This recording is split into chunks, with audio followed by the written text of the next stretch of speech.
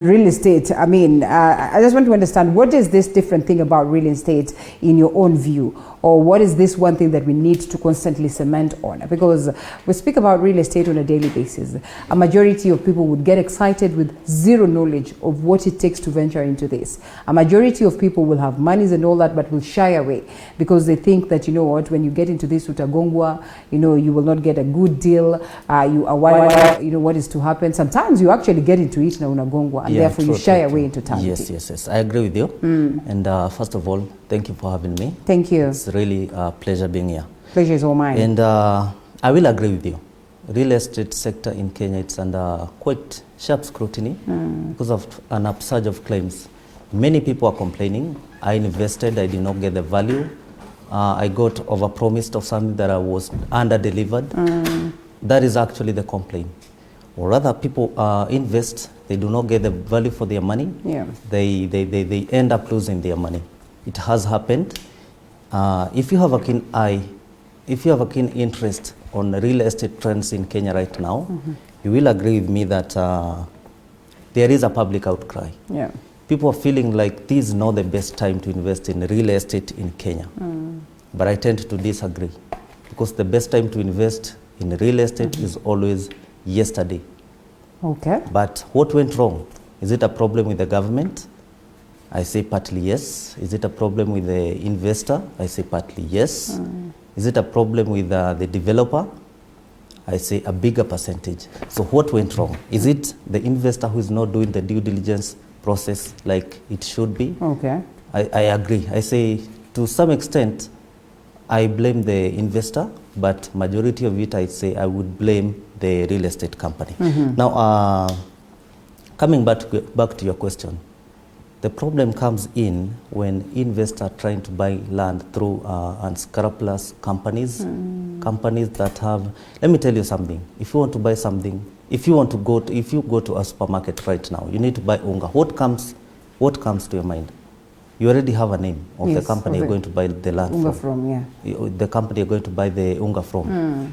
There is the same thing that should be happening in the real estate sector, and it is taking shape actually, because there's something called the mental bandwidth. When you need to buy land, you already have a list of companies at the top of your mind, companies with good reputation, because companies with good reputation, they won't risk losing any of it. You know? You see, sometimes the confusion is even more. It's like going out there to shop for what? You know, these great investments, these big things, you know what, like this is now a step in your life. And I'll tell you for free. Yes. But it's all right. Sometimes you just do your own due diligence and you speak yes. to left, right, and center to this person. You have like a million companies to, yes, you know, to vet and settle on. Yeah, the confusion is real. Yes, it is. It is, and this is why real estate companies, the ones that are there right now, you know, we cannot correct the mistake that was done 10 years ago, 20 years ago, because there are many, and we also learn. As real estate companies, the key players in the industry right now, the real estate companies that are there, we understand.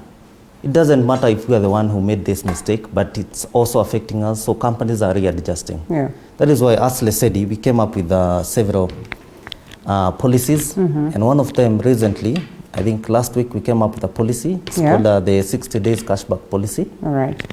Because now we want to give the power back to the investor, you know? Okay. And to get the fear away, because the reputation is bad, it's not there anymore. We came with a 60 days cashback policy where we commit ourselves. Okay. It's like we have an undertaking. You buy land from Lesedi and we fail to deliver the title deed under your name within 60 working days. You have the right. Because title deed is an issue, by the way. It's an issue. Actually, it's the issue. Because you buy land, you fail to get the title deed. Now, people need assurance that when I invest with this company, I am going to get the title deed. So we came up with a policy. We have an undertaking as Lesedi, and we say, if you buy land from us, we fail to deliver the title deed under your name within 60 days, you have the right to ask for full refund. You see, for a full refund. Within 60 days, if we fail to deliver the title deed under your name, do I want to risk giving you the money after all the advertising, getting you as the client? No. I do not want to go through that route. So, of course, I'll do my best to deliver the title deed under your name within the 60 working days. What goes into getting the right title deed? Because you have had cases where you're told, you know, there's this piece of land I have like 6 people who have title deeds to this piece of land. I will tend to disagree. When it comes to title deed, what you can get like for the same land, there are several documentations for the same. The title will always be with one person. One person, but when it comes to something like certificates, which are not government prints, these are the companies who come up with the certificates. They can print as many as they want, then they can allocate to as many people as they want. But when it comes to the issuance of title deed, this is a government document. So I highly disagree that it can be, you can have one title deed for the same person, the same parcel. Different title deeds for the same parcel. Well, all right. Yes.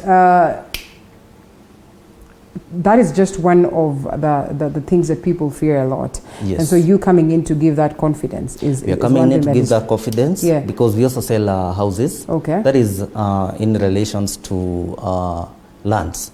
Now we also build houses. You know, there is also public outcry about developers who overpromise. There's a big fear, yes, and under-deliver. So we are also coming in. Now we moved, as Lesedi Homes, we moved from off-plan to mid-plan. Okay. We do not just stop at buying the land. We buy the land, we develop up to a certain level. That is where the investor comes in. And now, you know, in off-plan and in mid-plan, the biggest financier is not, we do not go to the banks to borrow. Okay. We depend and highly rely on the investor. So we buy the land and we develop up to a certain level. That is where the investor comes in, starts making the contributions, and then we walk through the journey together. You see, at the point of buying the land and building up to a certain level, I will also invest in my money. Do I want to lose that money? Certainly. No, I do not want to lose that money. So of course I have to oversee the construction up to the last stage and make sure that I deliver. These interactions with clients, you know, are the very same that allow you the chances of learning how then what you need to improve on. You know, it also gives you the chances of understanding what buttons to press, which ones not to, what changes to make in terms of policy and all that. So if we are to let aside that one of title deeds, what could be some of the biggest things, you know, in terms of fears that would get a majority wanting to shy away from investing in the real estate? It's actually not why people are shying away from investing in real estate. It is not just pegged on the issuance of title deeds, because as much as you issue title deeds, you know, most of the clients cannot buy through cash. You know, you only issue the title deed at the point the client makes cash in full payment. You see. So it's also pegged on other issues like double allocation. That is a major concern in real estate companies, because one company is selling the same land to different people. Because when you come and buy land with a company X, you've not paid in cash. So you can buy, give me, let's say the land is going for 500,000. You give me 200,000, the balance maybe in 6 months. If I do not have the morals, I can, and then another client comes in, tells me I want that same piece of land. Maybe most likely you have not built in that land. Most likely, and many companies with no good morals and with not a good reputation, they may decide to sell. So the problem of double allocation is constant, and actually it's one of the major issue affecting this real estate company. So it's not just pegged on the issue of title deeds. It's pegged on, that is why I highly encourage people to invest with a company with a good reputation. Because as I said, companies with good reputation, they will not want to risk. How do you spot this one? Due diligence. How do you get the confidence that it's all right? It's just not a matter of referral, but I have the confidence that this indeed is a good company. There are many ways. That is a broad question. There are many ways. Reputation. The basic ones, you know, are there places that you can visit in terms of, you know, the government offices that would help you? You know, your due diligence is wide. Actually, what I encourage is when you want to buy land, let's say you are buying this land for 500,000 Kenyan shillings.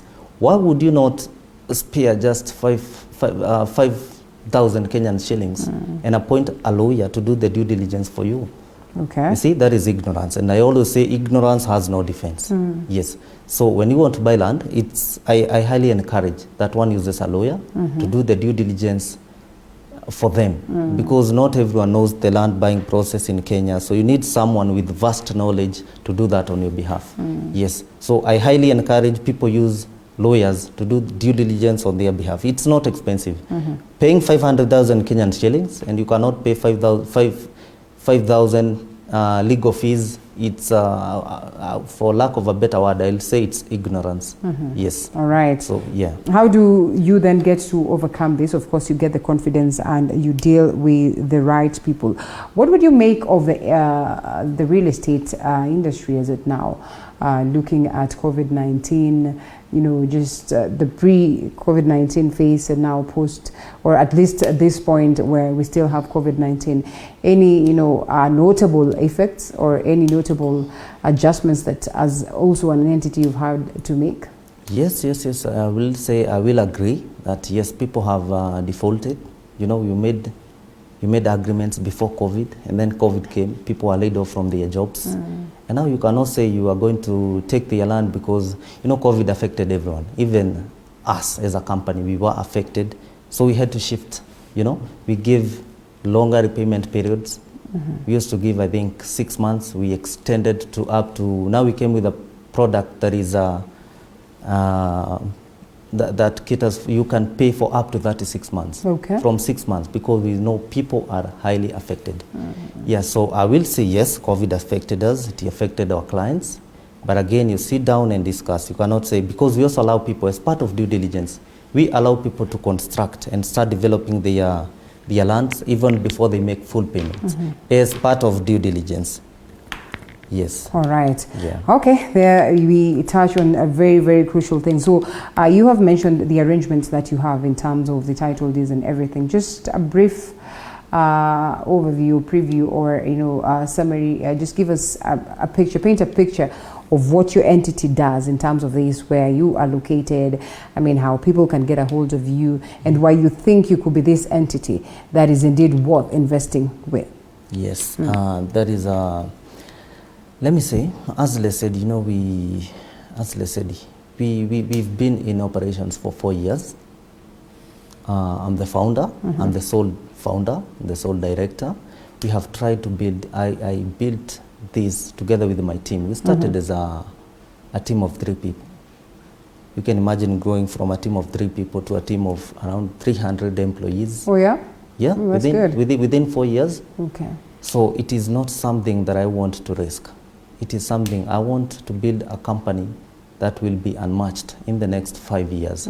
So I'm doing the best. I'm trying. That is why you have to keep evolving. You have to learn through mistakes.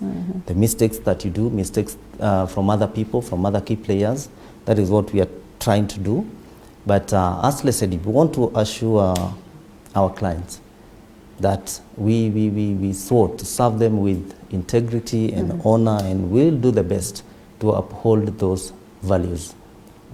Yeah. Okay. All right. There you go. Location. Where do they get you? And all that? We have 3 offices as at now. We started at a very small office in Kasarani. By then I was in retail business. I was having some supermarkets around Kasarani area. That is when and then it was not doing so well. I had my own land that I had bought for investment. And I decided I'm going to subdivide this land, start selling. So it picked so well, I had to do away with the supermarket business. And it was a very small room. I managed to sell the first project with around 50 plots, that same room. So I decided to go big. So we set the first office, which I called the head office in Thika town. We expanded to Nakuru. We are located in Assumption Centers, Nakuru. Nakuru is now a city. That is actually where the roads are heading to. Everyone wants to invest in Nakuru. In Nakuru, yeah. Yes, so we have an office in Nakuru, that is Assumption Center, 6th floor. And we also have an office here in Parklands. Yes, Ojiji Road, it's called West Park Suits Building. That is where the offices for listed homes next to us, yeah. Yes. Okay, that's incredible. Yeah. Challenges, one of the biggest fears, as you continue growing, how's the market like now that we say it's quite huge? in the country, and therefore the market could easily be saturated. Yes. And like you rightfully put it also, there's some people who are in to taint the image of this entity, and so it becomes really hard for people to bestow confidence on you. What are some of the biggest challenges that one would say you can easily get, and how do you maneuver and go about it to make sure that you still have your entity growing strong and, you know, even opening branches across? Okay, first I will agree with you, the market is huge. The percentage that is there for the key players, the real estate companies, that is it cannot satisfy the market. It cannot, not even the government. You know, Yeah, okay. The other day the government came up with a housing project where they promised to build over 500,000 homes in 5 years, which I, with all the muscles, I tend to feel like it's a joke, because 500,000, that is why they need the public, the private sector. So I will agree with you that it is, the market is huge. And now coming back to your question, the challenges are many, but I will tell you, anyone selling land, any land selling company in Kenya right now, Yeah. the only, the biggest challenge they feel is there, it's the issue of people do not have the trust. You know, I encounter tens of people daily coming to me because I do a lot of extensive marketing personally, not the office. And people come to you, they tell you have the money, but how do I trust you? It's one of the hardest questions I have ever encountered. How do I trust you? Have this money, you have the title deed, but how do I trust you? Because the reputation is gone, it's not there.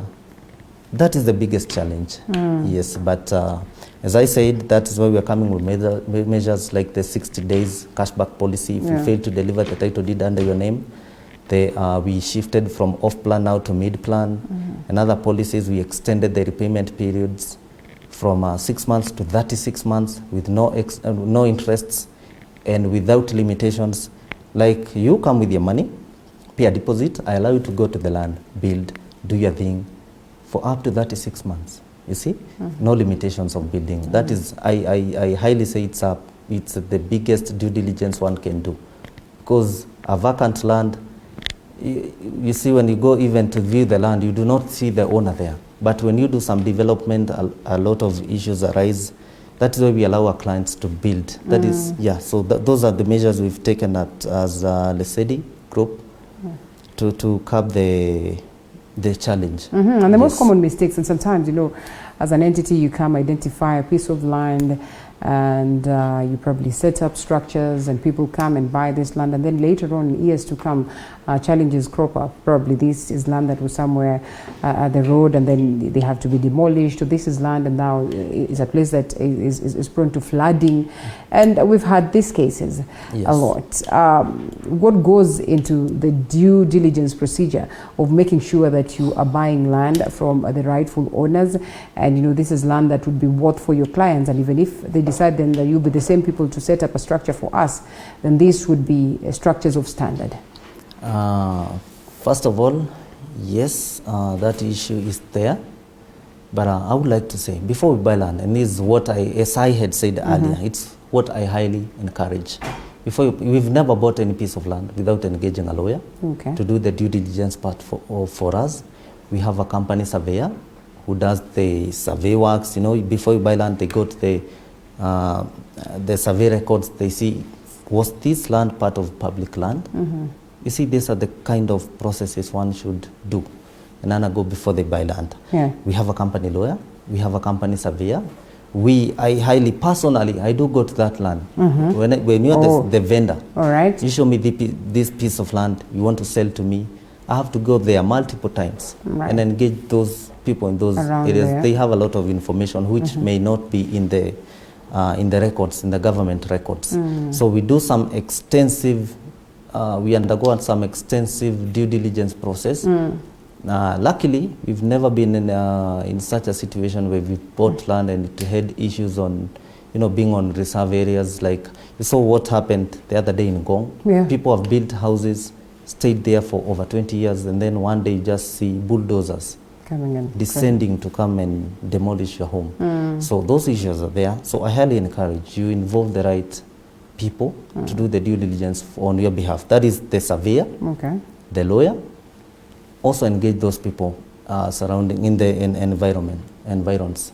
Yes. All right. Well, thank you so much for that. And I'd love for you to give us parting shots, probably just speak to the people who would want to venture into the real estate world. And, you know, they come in with lots of fears. And, you know, sometimes you have the money, but it's the fear that holds you back. Yes. And that is what I said. I told you, on a daily basis, I encounter tens of clients who tell me I have the money. They'll show you I have the money. Here's the money, but I'm not. How can I trust you? I told you it's one of the hardest questions. Right. But I say you cannot. A mistake that was done 2, 3, 5 years ago, you cannot say you're never going to buy any land because of that same mistake. You need to do the right. Maybe that person never did the right thing. Do the right thing. Follow the right procedures when you're buying land, and it's going to be okay. Because land, by the way, did you know land is a basic need? It is. I agree. It is? I agree. I mean, you probably might not have been taught in school, but it's actually a basic need. But I wbelieve you are. How many basic needs were you taught? The food, shelter. Actually, land is. Yeah, shelter falls under land. Shelter is there. True. So land is a basic need. You cannot do without it. Even before you got there, it's a basic factor of production. Before you got the rest of basic need, you need land. Yes, so you cannot do without land. And you cannot say, now I'm never going to buy land because my friend lost money in a shoddy investment. You cannot say that. So people, I highly encourage that people do the right thing, follow the right procedures before buying land, because either way you need it. Marketing. How important is marketing for you? Marketing is good.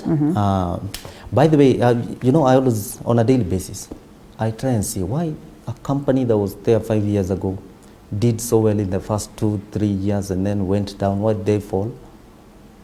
So I do some research on that. Marketing is good. You get the clients, but at the same time you have to look on the return on investment. Okay. Because if you overspend and you have other overheads to run, definitely you might be doing the wrong thing, making you not to deliver. You overpromised and then under-delivering because of those kind of expenses. Marketing is good, but do it the right way. Yes, follow the right way. Yes. For instance, coming on Morning Cafe and you know having this very exactly. session. And then coming have such an interaction. Do not overspend. Look at the returns on what you invest. Do not spend 5 million on a month and then no returns at the end of the month. So what happens? You took money from the clients. You will cater for the advertising costs. At the same time, because of that, you will fail to deliver on what you promised. Let's put you at a fix and say, if you buy Morning Cafe and you decide to constantly allow Linda be marketing your product, you can be rest assured of returns. I believe I can be assured of returns. Do not just 100% believe. I believe I can. Subject to conversation? Yes. Further conversations. Thank you so much, Geoffrey Kiragu, founder and director, Lesedi Developers Limited. It was good speaking to you this morning. And like he would tell you, it is important that you overcome your fears. Go out there and invest. So we take a short break. Freddie is on standby with lots and lots of music. Remember, there's a cake for you, courtesy of Valentine's Cake. 22047 is the SMS short code. We'll be sampling some of the comments, and we get to tell you who will be the winner of the cake after this break as well on our social media platform. Hashtag Morning Cafe at Linda_Alela TV47KE across all the platforms. Drop your comments. Tell us what music or what song you want Freddie to play for you, and he will not disappoint. So after this break, we come with more. Thank you.